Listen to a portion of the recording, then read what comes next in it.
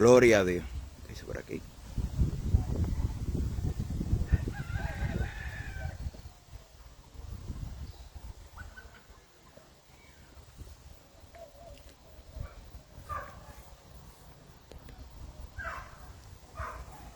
Gloria, gloria, gloria a Jesús. Dios me le bendiga por ahí los que entran.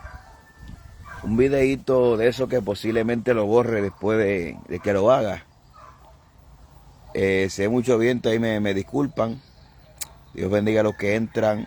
Dios bendiga a los que entran. Dios bendiga a los hermanos. Gloria a Dios. Y se oyen los perros, las gallinas. Bueno, esto parece una granja aquí. Dios bendiga a Juan, a Jan, Paul. Dios bendiga a Nini Torres. Dios te bendiga mucho. Estamos orando por la salud de tus familiares. Ya te extrañamos en la iglesia. Dios bendiga a Javier Ortiz. Dios bendiga a todos los que entran por ahí. Dios bendiga a Elwin, Josué, Yesenia, Belén. Dios bendiga a Félix Rosario. Mire, estos son de esos videitos que posiblemente yo lo borre. Es aquí dialogando entre nosotros. Porque es que de alguna manera uno tiene que canalizar esto, lo que uno observa en el Evangelio de Jesús. Bueno, esto es una cosa tremenda. Dios bendiga a todos los que están por ahí. A ver si llegamos a un numerito sustancial. Mire, meditando yo, para todos aquellos que conocen cómo se bate el cobre, es una situación preocupante que raya hasta en el temor. Pastor, ¿en qué sentido? Mire, yo busco ejemplos bíblicos del Nuevo Testamento. Busco en mi memoria, cuando me crié en el Evangelio, de personas sin testimonio, cómo llega a posiciones de autoridad o a posiciones que el pueblo de Dios respalde ese ministerio. Y sí puede haber uno que otro, pero como esto se ha multiplicado como por 20 o por 10, y lo más que se asemeja a esta situación que estamos viviendo hoy en día dentro del Evangelio, es la situación del libro de los jueces, que es la transición de entre Josué, se murió, sucesor de Moisés. Josué entregó la tierra a posesión a Israel, fue el líder guerrero que Dios utilizó para que Israel poseyera la tierra de Canaán. La etapa de los jueces es un tipo de limbo, de cíclico de 40 años, donde líderes se levantaban y líderes se iban, pero el libro comienza con un panorama diciendo que aquella generación no conocía al Dios de sus padres y cada cual hacía como bien le parecía, ¿verdad? Es lo más semejante que yo puedo actualizar al momento que estamos viviendo hoy. O sea, cuando usted observa cómo personas mintiendo, haciendo trampa, en pecado, sin integridad, sin testimonio, pueden alcanzar hoy posiciones de fama y de seguidores, ¿verdad?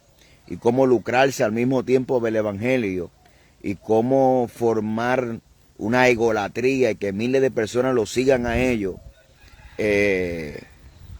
donde hoy en día el tema doctrinal pasa a un segundo plano. El tema del testimonio no es importante a la hora de yo invitar un ministerio, donde es más importante lo que se proyecta, lo que se ve, lo que se consume por los ojos, ¿verdad? Como yo meditaba en un post que hice esta mañana, que el pecado de Eva no entró por la boca, el pecado de Eva entró por los ojos. Y hoy en día las redes sociales se han convertido en el pecado que entra por los ojos. De los ojos entró la boca, obviamente de la boca al corazón, que fue una acción pecaminosa.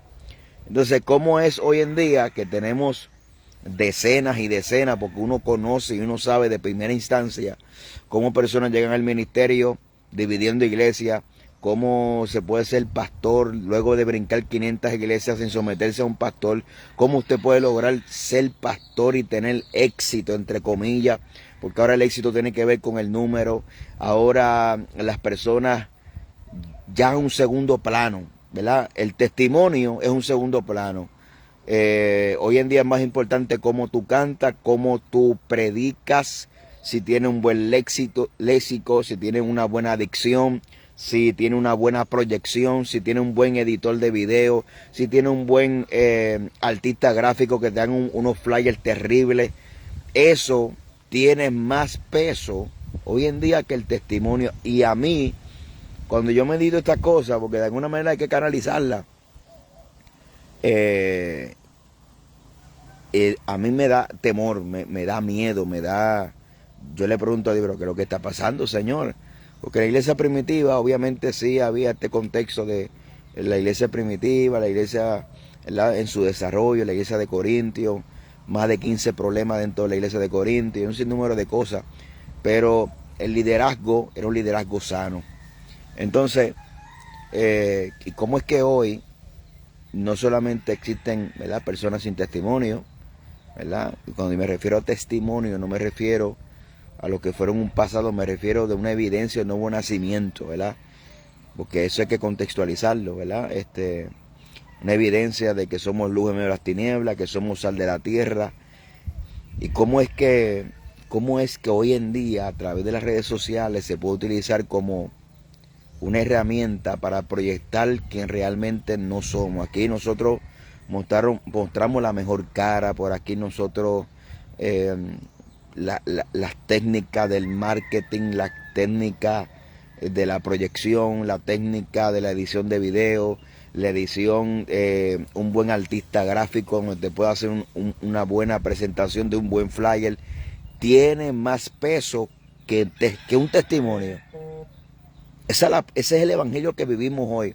Un evangelio que se consume por lo que se ve, por lo atractivo. Y fíjese bien, como yo meditaba en mi post esta mañana de que el pecado de Eva, antes de llegar a la boca, el pecado de Eva entró primero por los ojos porque ella vio que era árbol bueno, codiciable para alcanzar sabiduría. ¿Verdad? Satanás le hizo ver algo que era malo, que Dios lo había prohibido, le cambió la visión por lo que le dijo. Y aquello que Dios había establecido como algo malo, lo comenzaron a ver como algo bueno. Y como el apóstol Pablo le dice a la iglesia de Corintios, me temo que como serpiente, como Satanás engañó a Eva, ¿verdad? De alguna manera vuestros sentidos se extravíen de vuestra sinceridad. Y fíjese bien,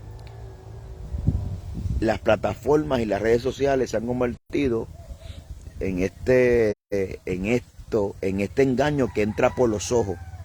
Porque aquí nosotros mostramos los mejores videos, las mejores prédicas, la mejor proyección, nuestras mejores caras. Pero como que ya el testimonio y el fruto del Espíritu ha entrado a un segundo plano. Ha entrado como que no tiene peso cuando realmente tiene que tener peso. O sea, yo no me explico cómo es que la iglesia consumimos y compartimos contenido de personas que no tienen testimonio. ¿Qué testimonio? Bueno, un testimonio, el apóstol Pablo un día estaba predicando acerca de Pablo a Timoteo, cuando Pablo le dice a Timoteo, por la imposición de las manos. Por aquí dicen que no se escucha. Me dicen si se escucha o no se escucha. Gloria a Dios. No se escucha, dice. Se lo digo yo. Gloria a Dios. ¿Se escucha o no se escucha? ¿Se oye o no se oye? Bueno, pero dicen que sí. Ay, santo. Que se oye. Qué batalla. Mira, cuando Pablo le llama a Timoteo, cuando Pablo le dice a Timoteo por la imposición de las manos, y tú buscas el significado y va al origen, ¿verdad? Para aquellos que toman en serio la responsabilidad de lo que dijo Cristo, que escudriñemos sus escrituras. La imposición de las manos, el apóstol Pablo, en el contexto del original, lo que significa es algo que le da credibilidad y le da autenticidad. Escuchen bien lo que les voy a decir. La doctrina de la imposición de las manos, ¿verdad? Esa doctrina que casi no se habla.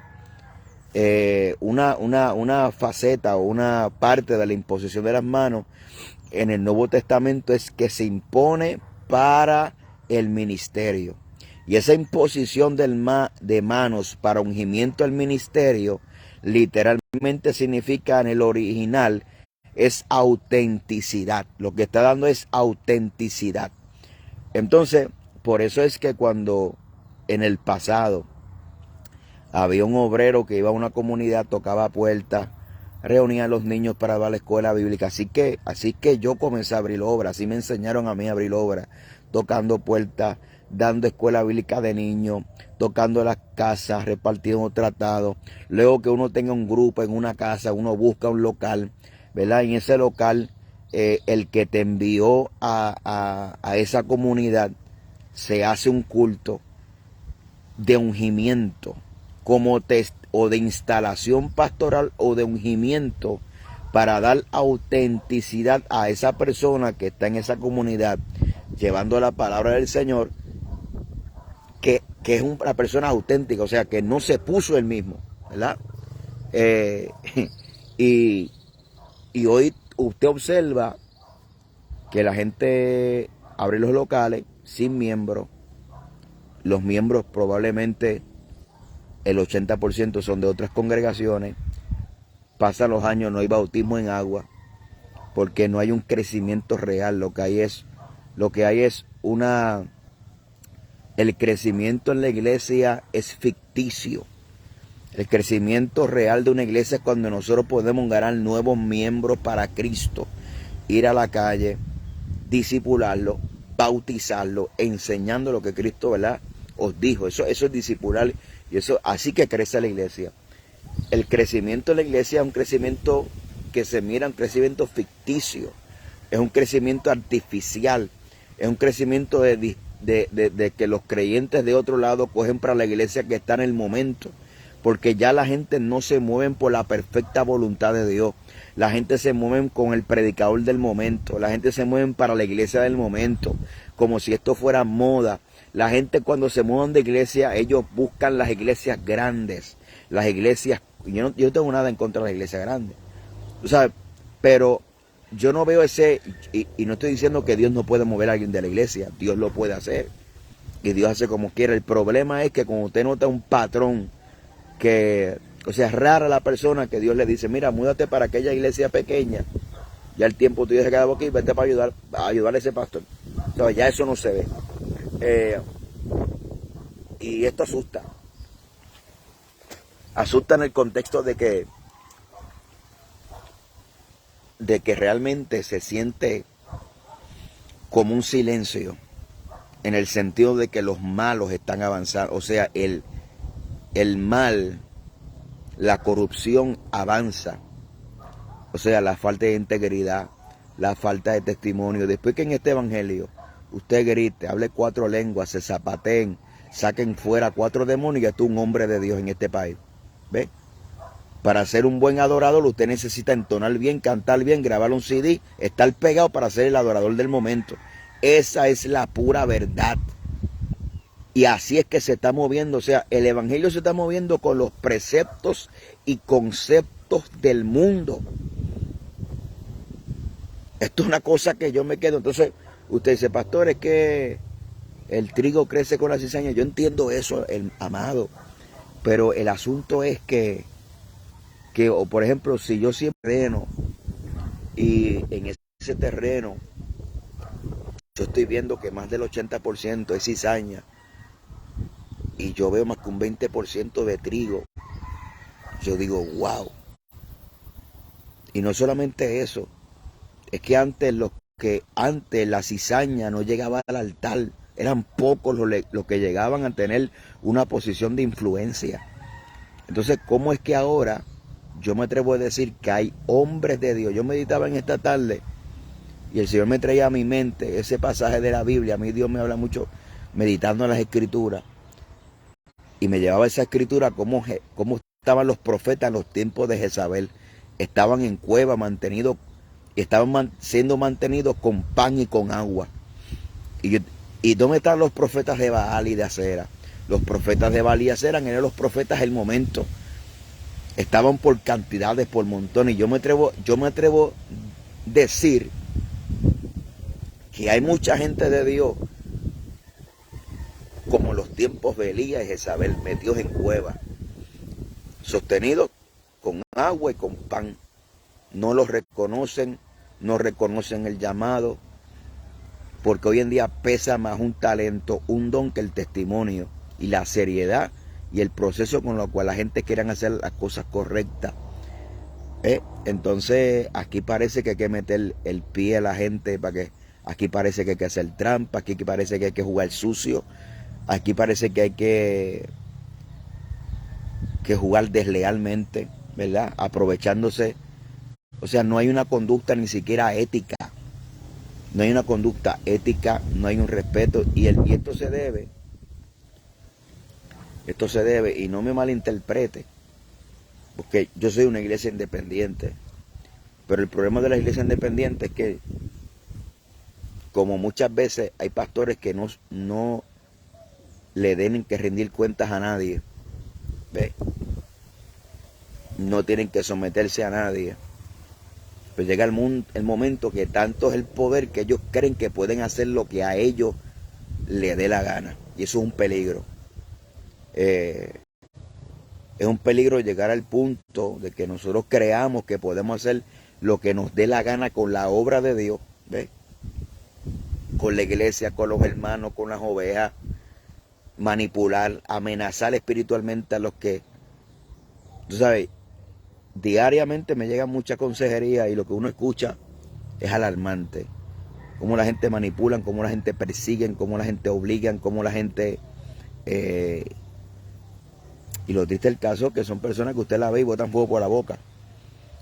Hay cero discernimiento de espíritu. Y yo me atrevo a decir que de todos los que usted ve, no son todos los que son ni son todos los que están. O sea, no todos los hombres de Dios tienen fama. O sea, hay personas que Dios utiliza en las iglesias. Entonces, hoy en día, el asunto es que usted llega y la gente quiere utilizar el evangelio como una plataforma de fama, de adquirir fama. Y esto me lleva a mí a pensar a la tentación de Jesús en el desierto. Cómo Satanás estaba tentando a Jesús para que él utilizara sus dones para beneficio propio. Si tú eres hijo de Dios, di a estas piedras que se conviertan en pan. ¿Usted cree que Jesús no tenía el poder para hacer eso?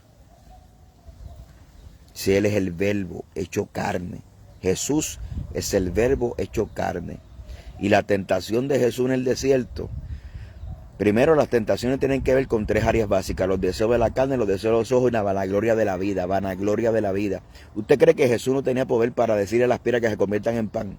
Lo que pasa es que había dos problemas. Número uno, iba a obedecer al diablo. Segundo, iba a utilizar el don para su propio beneficio, ¿verdad? Y hay un peligro cuando nosotros utilizamos los dones, lo que Dios nos dio para nuestro propio beneficio, ¿verdad? Para proyectarme yo, para anunciarme yo. Nosotros como mensajeros y ministros de Dios, nosotros tenemos que promocionar a Jesucristo. A Jesucristo, Él es el grande, Él es el todopoderoso. Yo puedo fallar, yo puedo caer, yo, quien sea, pero Jesús siempre va a estar ahí. Entonces, la ausencia de la proclamación de Jesucristo como el centro me lleva a pensar también el hecho y esta despedida emotiva del apóstol Pablo en Hechos capítulo 20 en la iglesia de Éfeso. Cuando Pablo le dice: yo sé que luego de mi partida entrarán lobos rapaces que no perdonarán al rebaño del Señor y arrastrarán tras de sí a los discípulos. Dice: y entre vosotros se levantarán, entre vosotros, hombres que abren cosas perversas para arrastrar tras de sí los discípulos. Entonces, la guerra que usted ve es una guerra de poder. Una guerra de poder. Lo que nosotros estamos viendo es una guerra de poder. ¿Por qué? Porque nosotros, el trabajo nuestro es proclamar a Jesucristo. Él es el grande, Él es el poderoso, y llevar a la gente a Jesucristo. No llevar a la gente a que la gente crea en mí, porque yo soy un hombre, yo estoy aquí hoy, mañana puedo fallar. Yo puedo estar aquí, miles de defectos, debilidades, y yo estoy remando para el mismo sitio que todo el mundo está remando, alcanzar la salvación. Nosotros tenemos que llevar la gente a Jesucristo, eso es todo. El día que nosotros utilicemos los dones, el talento, la habilidad que Dios nos dio para entonces llevar la gente a nosotros, ese día nos convertimos en unos falsos. Porque eso es una de las características que el apóstol Pablo en Hechos capítulo 20, Pablo despidiéndose de la iglesia de Éfeso, le dijo: yo sé que después de mi partida entrarán los rapaces que no perdonarán la viña, ¿verdad? El rebaño del Señor. Dice que y aún entre nosotros se levantarán hombres que hablen cosas perversas para arrastrar tras de sí los discípulos. Y la guerra que estamos viendo es una guerra de poder. Eso lo dice Santiago, de dónde viene la guerra entre vosotros, ¿verdad? Y es una guerra de poder. Y el que está en este tipo de guerra se ha olvidado de la guerra que el apóstol Pablo habla en Efesios capítulo 6, verso 10 en adelante, que es la guerra espiritual, ¿verdad? Es una guerra que no es contra carne ni sangre, sino contra principados, potestades y huestes de maldad que habitan en las regiones celestes. Entonces el problema es que una cosa es evangelizar y otra cosa es proselitismo. Proselitismo cuando yo convierto a la gente a mí, a mi ministerio, a mi concilio, a mi nombre, a mi logo, pero no llevo a la gente a Cristo, ¿verdad? Evangelismo o evangelizar o predicar el evangelio es llevar a la gente a Jesucristo. Es muy diferente al proselitismo. Entonces, nosotros tenemos que llevar a la gente a Jesucristo. Tan fácil como eso. Llevar la gente a Jesucristo. Ese es el trabajo de nosotros. Que la gente conozca a Jesucristo. Y la advertencia en el camino es que nosotros también somos humanos, ¿verdad? Nosotros también tenemos defectos y debilidades. Una cosa es tener defectos y debilidades, otra cosa es jugar con las cosas de Dios, ¿verdad? Que lamentablemente también meditaba en estos días y son cosas que es preocupante, porque aún en el contexto de la Biblia pasaron muchas cosas alarmantes, como en la iglesia de Corintios, que había un caso de inmoralidad sexual que Pablo dijo que aún ni pasa ni los inconversos. Pero el problema es que ahora se magnifica por 15. Ahora la iglesia se está siendo ridiculizada por el testimonio, ¿verdad? De muchos. ¿Y por qué pasa eso? Bueno, pasa eso porque la Biblia habla de unos requisitos bíblicos, como Pablo envía a Tito a Creta a establecer el anciano y le establece la lista de las cualidades o los requisitos que se necesitan para poder ser un anciano en una iglesia, ser una persona que gobierna la iglesia, ¿verdad? Un administrador, mejor dicho, para que me entiendan. Nosotros obviamos esos requisitos, luego que tenga una buena dicción, un buen léxico, una buena oratoria, una buena proyección, le ponemos el sello de hombre de Dios. Entonces tenemos que entender que hay hombres como Moisés que son gagos, pero son el hombre que Dios escogió. Es un hombre como David, de los hombros para abajo, o sea, no como Saúl, ¿verdad? Pero era el hombre conforme al corazón de Dios.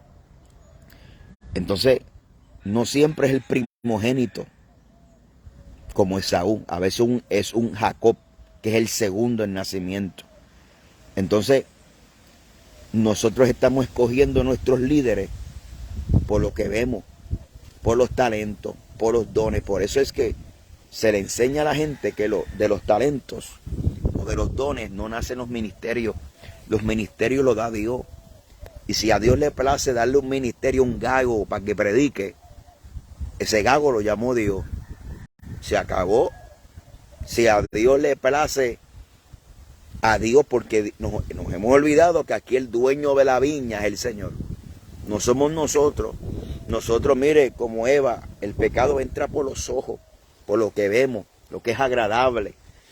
Entonces, si usted no escudriña las Escrituras, y si usted no vuelve a la palabra, y si usted no es responsable con el mandato de Jesucristo, que no es opcional, que es un mandato de escudriñar las Escrituras, ¿verdad?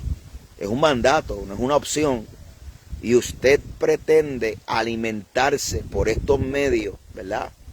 Como una fuente confiable, este va a ser el árbol que lo va a llevar al pecado, porque es un árbol bueno los ojos, agradable para alcanzar sabiduría, ¿verdad? Porque usted ve, no, yo voy a ver a fulano porque fulano hace el trabajo por mí.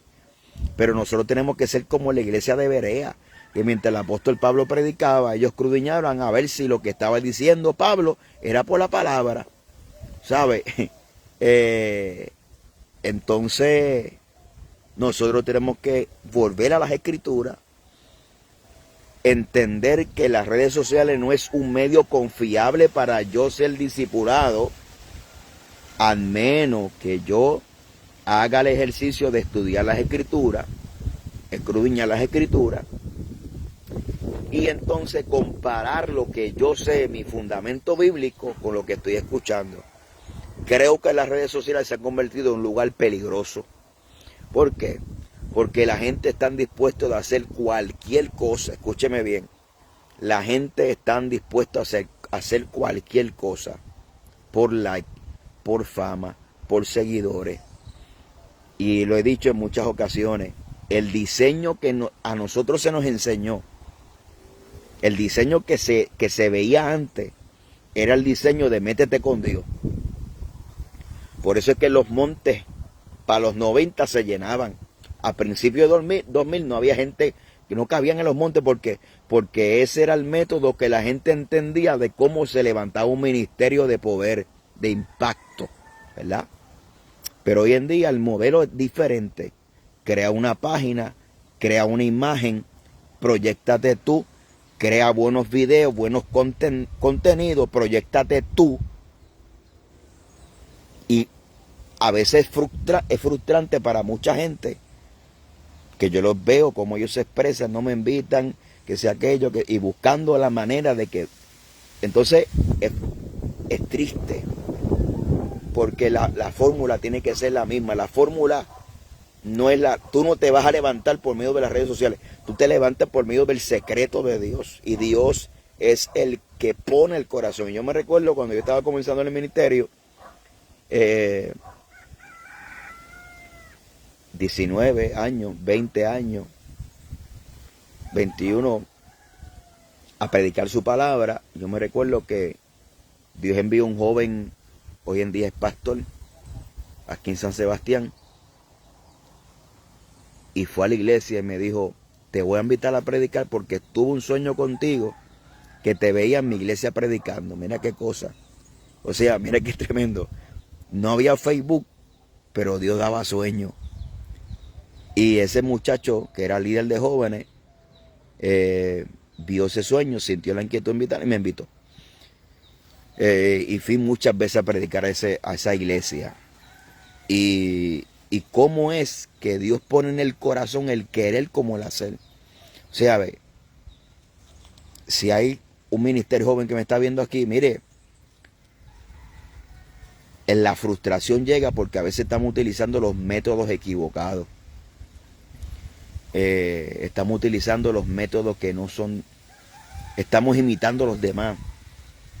Y hay mucha gente buena con mucho llamado de Dios, gente con llamado de Dios, pero están utilizando el mecanismo que los no llamados por Dios, los intrusos, los usurpadores, escuche bien, porque hoy en día tenemos muchos usurpadores de ministerio.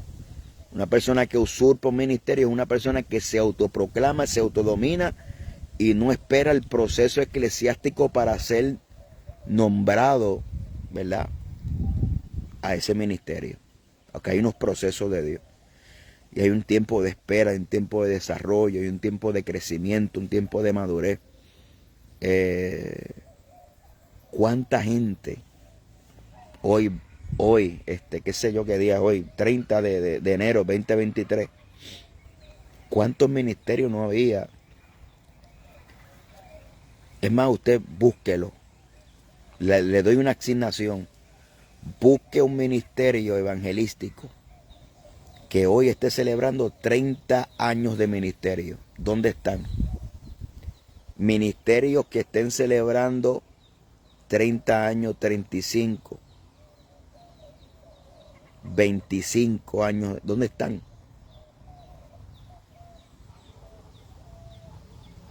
Porque la mayoría no están. Y usted tiene que tomar eso como ejemplo y tomar eso como nota, que aquí la carrera no es del ligero, ni del que tenga más sabiduría, sino es que tiempo y ocasión le acontecen a cada cual. Y usted tiene que aprender a esperar su tiempo, su turno, metido en el cuarto de espera. Gracias, Vadillo. Sí, pero son pocos, son poquísimos. Porque Vadillo de mi época, y Vadillo es pastor aquí en MI, acá en Mayagüez, Juan Vadillo, y a ver si no me equivoco, gloria al nombre del Señor. Y estaban hablando para los tiempos de Montesión, cómo estaban los evangelistas que hacían orilla. ¿Sabe? Eso era, los evangelistas hacían orilla, ¿verdad? Y son pocos los que quedan de ese tiempo, los que han sobrevivido. ¿Qué te quiero decir, hermanito? Que esta cuestión no es del más que avance, del más que sobresalga, del más que... Esto es un camino lento. Yo le doy gracias a Dios que todo lo que yo he obtenido, lo he obtenido lentamente, lento, como a suero de brea, hermano. Pero le doy gracias a Dios porque ese proceso me ha enseñado mucho, me ha enseñado a esperar los tiempos de Dios. Me ha enseñado paciencia, me ha enseñado que no es en mi tiempo, no es cuando yo quiera, no es como yo quiera, es como Él quiera. Y lo importante es la perseverancia. A veces los ministerios, pastor, deme un consejo, persevera.